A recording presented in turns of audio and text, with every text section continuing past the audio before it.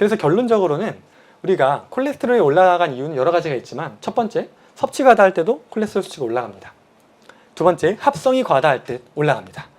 세 번째로는 그렇게 만들어낸 콜레스테롤을 내 몸이 잘 못 쓸 때, 네 번째로는 다 쓰고 남은 콜레스테롤을 배출을 해야 되는데 배출을 못할 때 콜레스테롤 수치가 올라가게 되는데, 이걸 치료하는 방법을 보면 사실 섭취가 과다해서 콜레스테롤이 올라갔으면 섭취를 조절해야 되죠.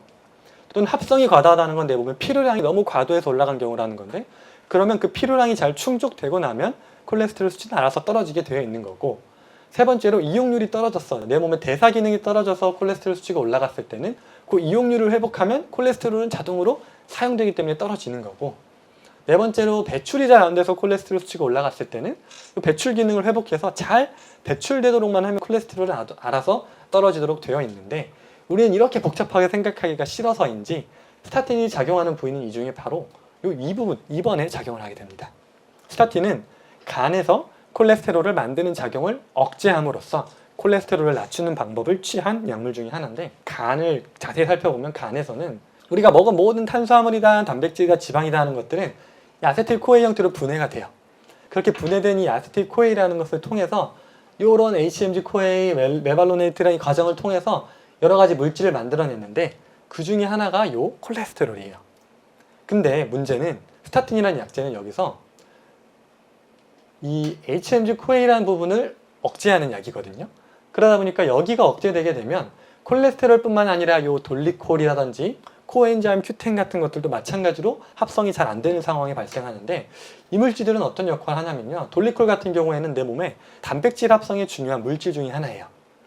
그리고 콜레스테롤은 아까 말씀드린 것처럼 뭐 호르몬을 만든다거나 세포를 만들거나 하는 재료이고, 코엔자임 Q10을 많이 들어보셨죠? 워낙 유명하니까 항산화제를 우리가 많이 쓰는 내 몸에서 활성산소를 없애는 역할을 해주는 물질 중에 하나가 이 CoQ10이라는 건데, 이 세 가지 물질이 다 이 한 경로를 통해서 만들어진다는 거예요. 근데 이 스타틴이라는 약물은 이 콜레스테롤만 자르는 게 아니라 이 HMG-CoA 자체를 막는, 이 HMG-CoA가 환원되는 것을 막는 작용을 하다 보니까 이 물질들이 다 만들어지기가 어려워지는 건데요. 이거 제가 비유적으로 이렇게 표현을 해요. 콜레스테롤이 빵이라고 비유를 해보면, 빵이 안 좋다, 빵이 문제니까 빵을 만드는 재료인 밀가루를 나라에서 금지해버렸어요. 그랬더니 이 밀가루로 만드는 게 여러 가지가 있는데, 국수를 만들기도 하고 이렇게 떡을 만들기도 하는데, 이 빵이 나쁘다는 이유로 이 밀가루를 금지해버리니까 만들어야 되는 국수도 못 만들고 떡도 못 만들고 하니까 단백질 합성이 잘 안 돼. 그래서 뒤에 나오는 부작용인 근육에 문제가 생긴다거나, 항산화제를 못 만들게 되니까 몸에서 활성산소가 떠돌아서 오히려 이로 인해서 심혈관질환이 발생한다거나, 아까 말씀드린 치매를 유발한다거나, 이런 형태의 부작용들이 여기서 유발된다라는 거죠. 가장 흔한 건 사실 근육 증상이에요. 근육 증상은 스타틴 복용하시는 분들이 거의 반 이상이 호소한다고 해요. 근데 이제 워낙 경미한 증상부터 심한 증상까지 다양한데, 가장 심한 경우에는 근육이 녹는다라는 게 이 횡문근 융해증이라 그래서 근육이 실제로 녹는 질환, 아까 말씀드린 것처럼 단백질 합성 과정을 막다 보니까 이 스타틴으로 인해서 근육이 녹는 증상까지 심각한 경우에 발생하는 경우가 있고요. 두 번째로는 스타틴 부작용 중에 가장 많이 거론되는 게 당뇨병이에요. 간은 당을 조절하는 데 매우 중요한 역할을 하는데, 그 간을 계속 억지로 누르다 보니까 간에서 기능에 문제가 생기면서 당뇨병 발생이 실제로 증가하고요. 고지혈증량의 부작용 중에 당뇨 발생률이 한 약 9% 정도가 증가한다는 연구가 나와 있어요. 세 번째로 아까 말씀드린 것처럼 치매가 발생하는 것에 대해서 여러 논란이 많아요. 누군가는 심지어 이 치매가 재밌는 이유가, 스타틴이 처음에 심혈관 질환을 예방한다고 말씀드렸잖아요. 그러다 보니까 처음에는 이 치매에 대한 연구가 오히려 이 스타틴을 옹호하는 쪽에서 먼저 시작을 했어요. 스타틴이 심혈관 질환을 예방해 주니까 치매도 아마 어느 정도 예방을 해주지 않을까라고 연구를 쭉 해보니까, 막상 해보니까 오히려 치매가 약간 더 생기는 것 같기도 하고 아닌 것 같기도 한 연구가 나온 거예요.